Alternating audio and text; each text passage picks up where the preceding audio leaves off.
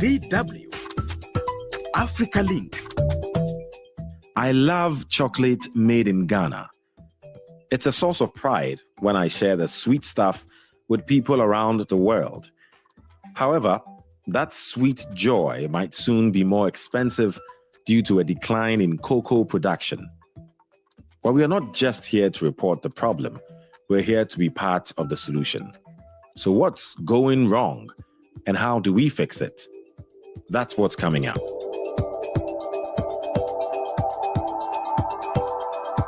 I am Eddy Micah Jr., and you are welcome to Africa Link, the podcast connecting you to the stories that matter. Africa Link, every weekday here on DW. Ghana produced more than 1 million tons of cocoa in 2021. But this year, 2025, output is projected to drop to as low as 400,000 tons. That's a historic decline, and it's putting Ghana's spot as the world's second largest cocoa producer at risk. The economic and social impact? Huge. Cocoa isn't just a crop. It's a lifeline for millions of farmers and a pillar of national pride. The decline in production can be attributed to a variety of factors, including aging cocoa trees, climate change, and low farmer incomes. But don't take it from me, I'm not the expert. Let's talk cocoa issues with Nana Oboadie Boateng Bonsu, president of the Concerned Farmers Association of Ghana, and DW's Adwoa Tenkoramaa Domena in Accra, Ghana. Hello, both of you. Welcome to Africa Link. Nana, really, what is happening to Ghana's cocoa? Because from 2021 to 2025, a lot has changed. Ghana cocoa is highly in danger, and then it's highly seriously under threat. And at the moment, we don't have anything that is called cocoa again, because what we have cannot sustain the way we boast of Ghana cocoa production. At the moment, there are a lot of cocoa that is being diseased. That is one. And two, galamsey has taken a center space within the cocoa production, which distraction is going on and on and on. As I'm speaking to you, there's a distraction going on within the cocoa sector, which they are cutting down the cocoa trees, doing the mining, illegal mining, And another thing is farmers moving away from the cocoa production to the rubber plantation, all because they are not making a lot of income from the cocoa sector. So now, most of them, the majority, especially the youth, have moved, and others are also moving from the cocoa sector to the rubber plantation. So as I'm speaking to you now, the stand of Ghana cocoa is highly in danger, which need to be probably taking a proper eye care on it. Because if care is not taken, I will not be saying years, but then time will come, which the time starts from today, that there will be no one single cocoa tree in this country. I mean, what you're describing is quite scary, right? Because Ghana is the second largest cocoa producer in the world. And you're talking about a situation where at some point Ghana may not even have any cocoa production going on. Is it really that bad, Nana? It is very bad. It is scary. It is very dangerous. It's national security threat.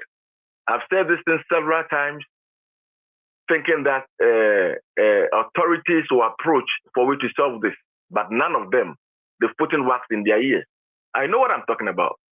I have been on the field, and my team has been on the field with a program named Identification of Community Challenges, which we've been moving from community to community alongside with the 72 cocoa growing areas.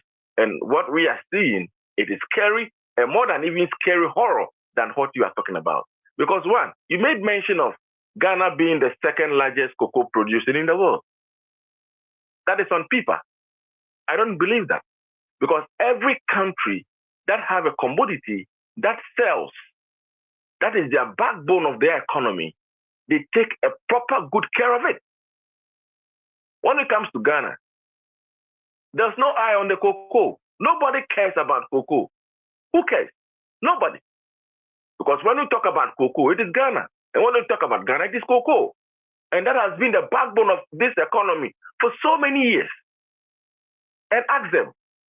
They don't even know what they are talking about, or they don't even know what the outcome will come. We are on the field. Any commodity that is your backbone, or that is something that you make money out of it, you don't joke with it. There's no supervision on the cocoa sector. There's nothing. I said something that the president has to know. I've been saying it in most of the radio stations, the TV stations in Ghana, but then they are not taking it serious. Even the spokesperson of the president, I met him on one of the radio TV stations, and I said there's something that the president has to know. As of now, I've not been approached or I've not been questioned about what is it about and how. All because none of them care. When it comes to cocoa in Ghana, nobody cares. Forget it. Okay, so this definitely sounds serious. And what I don't really get is, if cocoa really has been the backbone of Ghana for many years, and Ghana has been making quite good money from cocoa, why would people that can make the change decide not to listen to you and others who have major concerns? What do you think the reason is? Because otherwise it really doesn't make sense. That shows you that the people there are not there for the cocoa. They are there for their own personal interest. Do you think they care for cocoa? They don't. Let's go to our correspondent on the ground, Adwoa. Adwoa, I have to be honest, when you pitched this, I didn't think it was that serious. But from what we're hearing from Nana, this is critical. And what are you learning from other farmers that you're talking to, and also members of parliament or authorities that can cause the change? What are you hearing from them? Well, Eddie, it is indeed critical. From the farmer's side, per what Nana Oboadie has said, and I'll just add slightly to it, we've seen stories, so we've heard farmers lament about how they are being coerced to give off their cocoa farms or lands to illegal miners. In fact, last year, the Ashanti Region Cocoa Board indicated that about 2,000 hectares of land were seized or were destroyed because of illegal mining. And these are lands that are cocoa farms.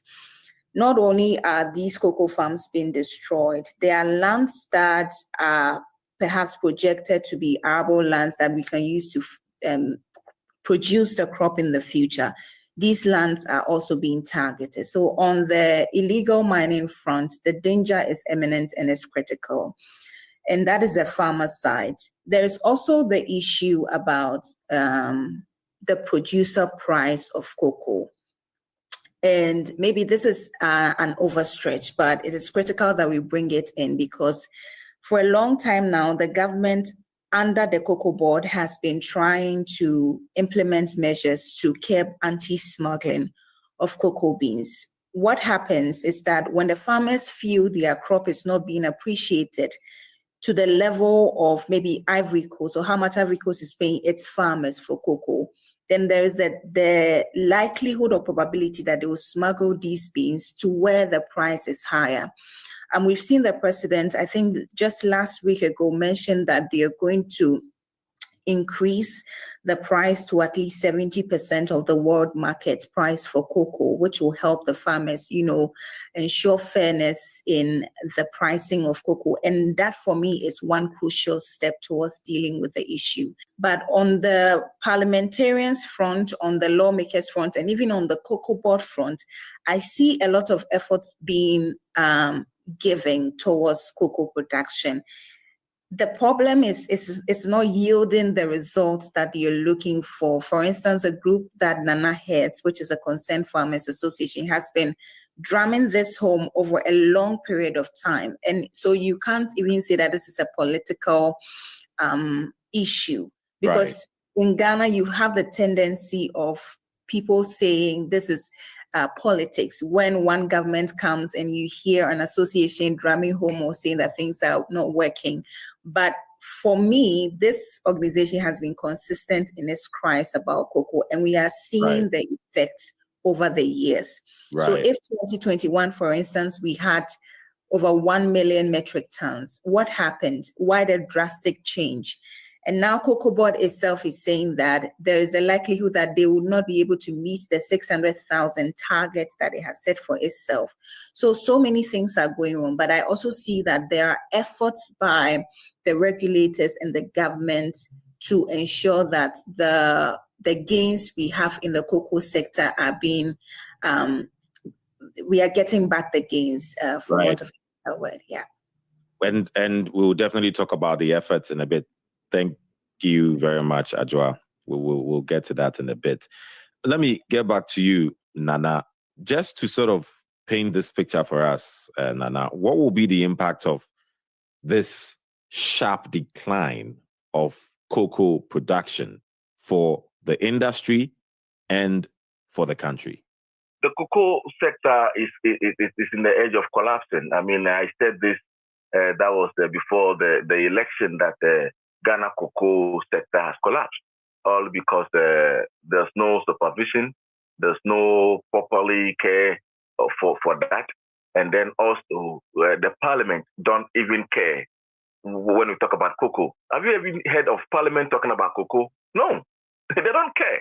All of them, all the parliamentarians are thinking of how to make a living. You see, but they've forgotten that it is the cocoa that makes Ghana.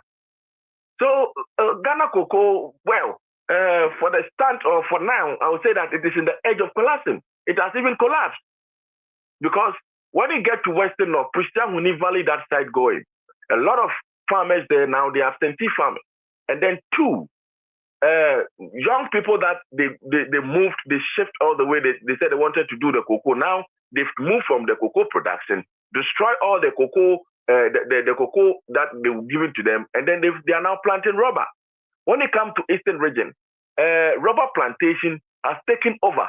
A whole mile square was destroyed. We sent it to court place an order on it, but yet still the people do not respect the court. They went back and then did everything. We report this into the national security since from 2015 up till now.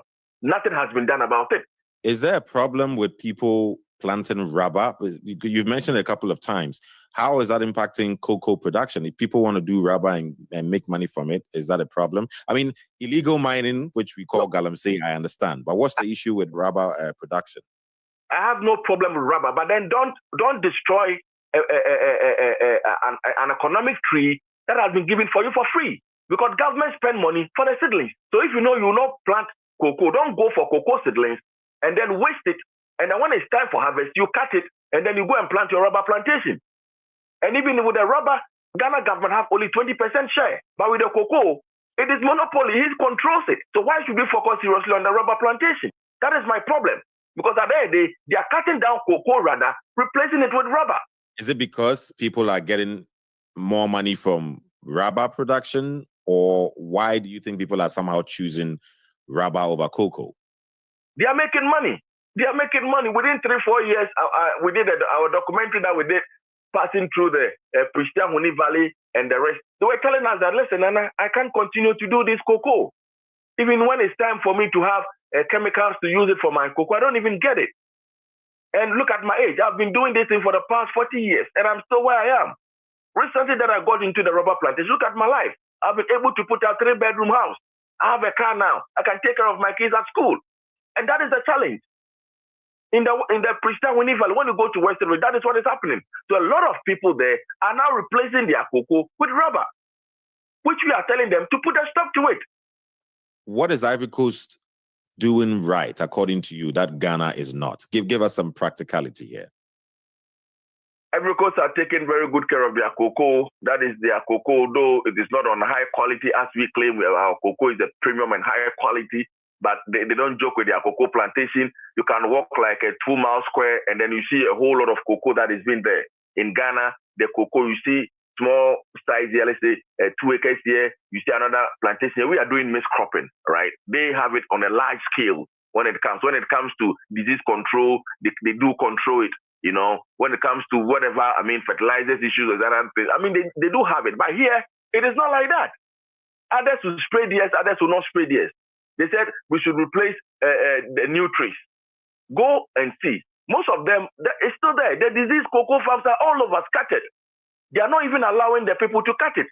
It took with the consent farmers when Dr. Fria Koto was the agric minister for we to do a documentary to meet the farmers to tell them that please, government have a very good policies or very good something good for you to allow yourself for your trees to be cut. Before some of them even allowed it. And then even when it was cut, how to pay them compensation was a problem.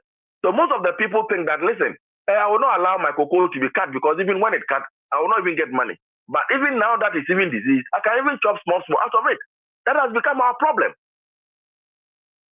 Okay. That is it. And here the real institution that need to do the real job, they don't even give them. So that is how it is. When we say it, Cocoa Board will deny. And then with the smuggling, nobody should tell us that the smuggling is making a shortage of cocoa. It's a lie. The smuggling is few. And the cocoa smuggling will not stop today and tomorrow. Because the genesis of Ghana cocoa was through smuggling. They have to know that. But we are not encouraging smuggling. But what we are encouraging is take proper good care of your farmers, their welfare. Make sure they get what they are supposed to get. If a cocoa farmer have all these things, he'll be happy to do his job. You are now, you see, Ghana government is making the farmer lazy all because now you are giving them workers to be weeding on their farm. How can you do this? In which country will you even hear that the farmers there, they've given them laborers for them to weed their farms for them? No.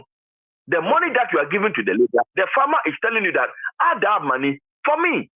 So that even if I buy my cocoa, I sell my cocoa bag of, let's say, 5,000 Ghana cedi or 6,000 Ghana cedi, I'll be more happy. This one will increase production. Right. Adwoa, we've listed a lot of the challenges facing the industry, and it's quite a lot, right? I mean, supervision is an issue, compensation, making sure the conditions for the farmers are great. That is also definitely needed. I'm always excited about talking about solutions, but sometimes the frustration is knowing these solutions is different from the implementation, right? And I think that seems to be the main challenge. One of the other main factors also, right, is the fact that illegal mining has been number one when it comes to major issues for farmers for a long time. This new government under President John Dramani Mahama has, at least on paper, really targeted that sector, the illegal mining sector, and want to do away with that. How are they going with that fight, and how could that impact the cocoa industry if it's dealt with and when it's not? Well, it has to be dealt with, Eddy, because the more you leave cocoa farms at the mercy of galamseyers or illegal miners, they will take and there'll be nothing left. And that is the prediction of doom, or yes, that Nana Oboadie was giving. But in reality, it is a serious issue. In terms of efforts towards curbing illegal mining, there is a holistic effort towards curbing illegal mining in its entirety, and not necessarily targeted at cocoa farms.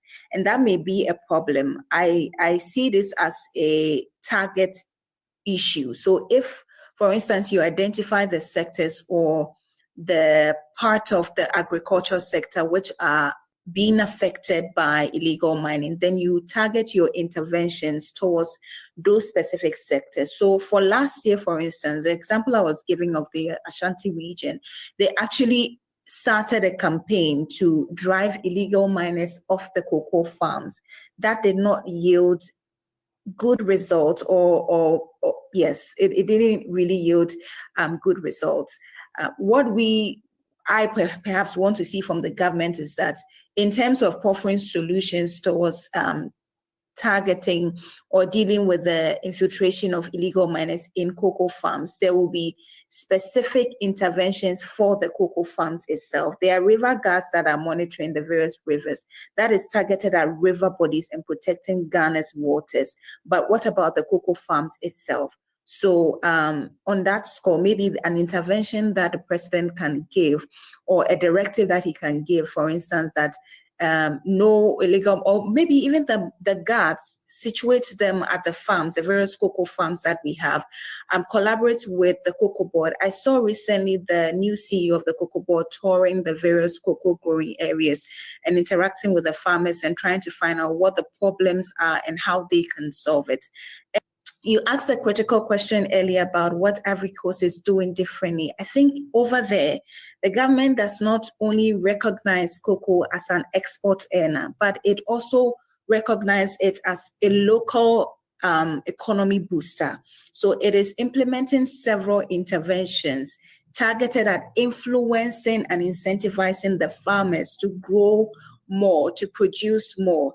So if you have maybe farmers earning 5 times better in Ivory Coast than what they are earning in Ghana, definitely Ivory Coast will remain on the top. On the paper, yes, Ghana is still the second largest exporter of cocoa.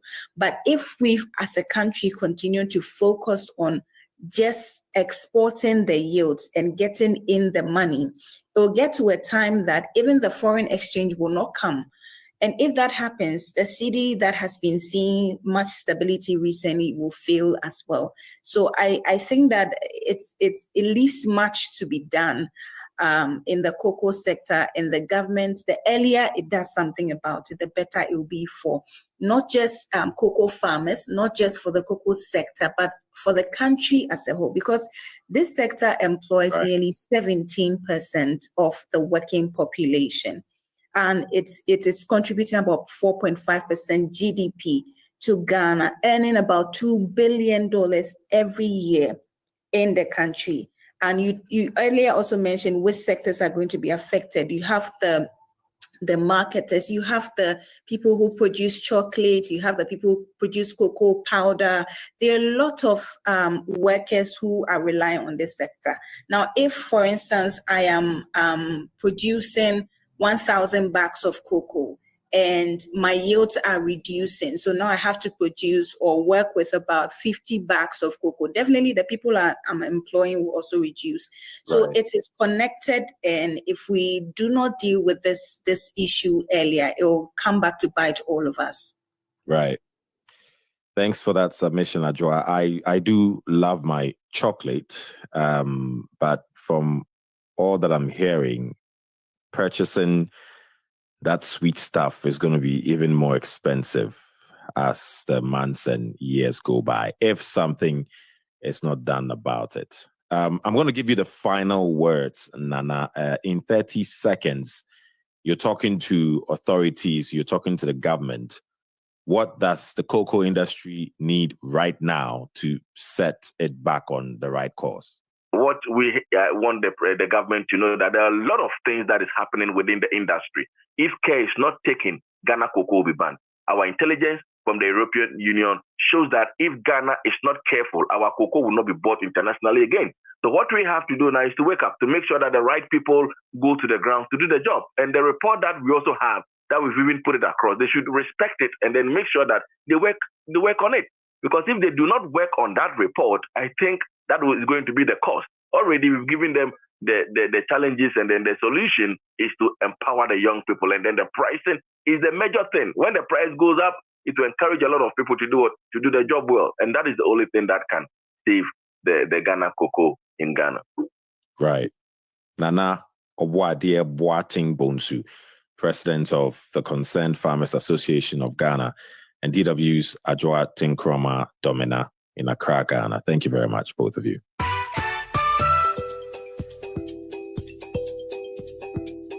Cocoa is the heartbeat of Ghana's rural economy, supporting 800,000 farmers and their families.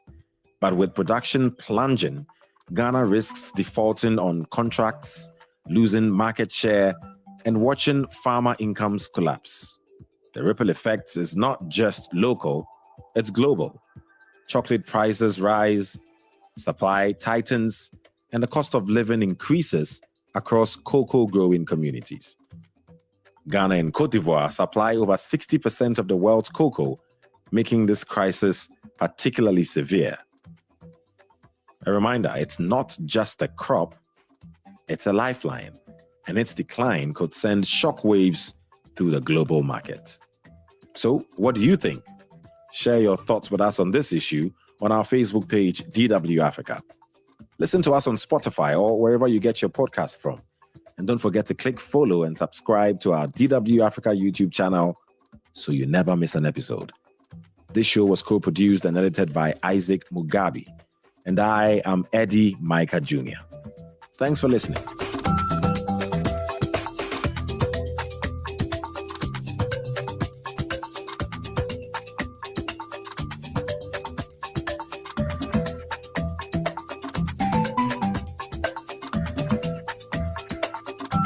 DW. Made for Mind.